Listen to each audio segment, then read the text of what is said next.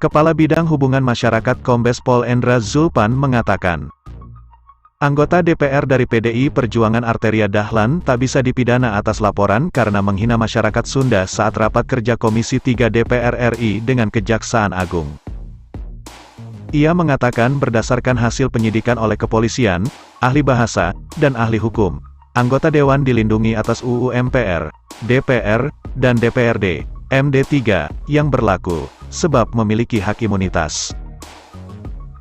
Berdasarkan keterangan ahli dan ketentuan undang-undang yang diatur dalam Pasal 224 UU Republik Indonesia Nomor 17 Tahun 2014 tentang MD3 terhadap Saudara Arteria Dahlan, dapat disampaikan tidak dapat dipidanakan, kata Zulpan saat konferensi pers di Jakarta pada Jumat, tanggal 4 Februari tahun 2022.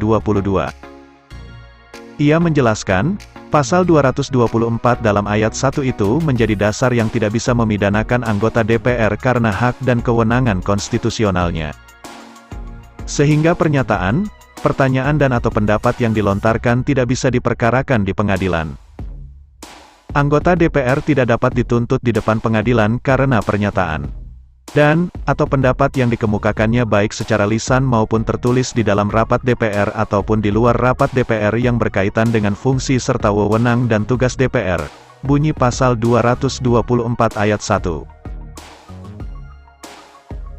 Zulpan juga menerangkan mengenai sikap dan tindakan yang dilakukan anggota DPR juga dilindungi dalam Pasal 224 ayat 2.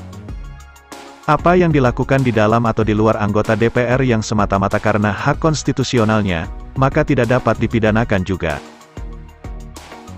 Terkait video rapat kerja Komisi 3 DPR RI bersama Kejaksaan Agung yang dipermasalahkan, Zulpan juga mengatakan hal ini sesuai dengan konteks saat rapat. Sehingga jika dikaitkan dengan UU Informasi dan Transaksi Elektronik, ITE, perkataan Arteria Dahlan tidak masuk dalam ujaran kebencian juga karena konteks dalam rapat resmi. Ini tidak memenuhi unsur ujaran kebencian, sebagaimana yang diatur dalam Pasal 28 ayat 2 UU Nomor 19 Tahun 2016 tentang perubahan atas UU Nomor 11 Tahun 2008 tentang ITE, tutur Zulpan.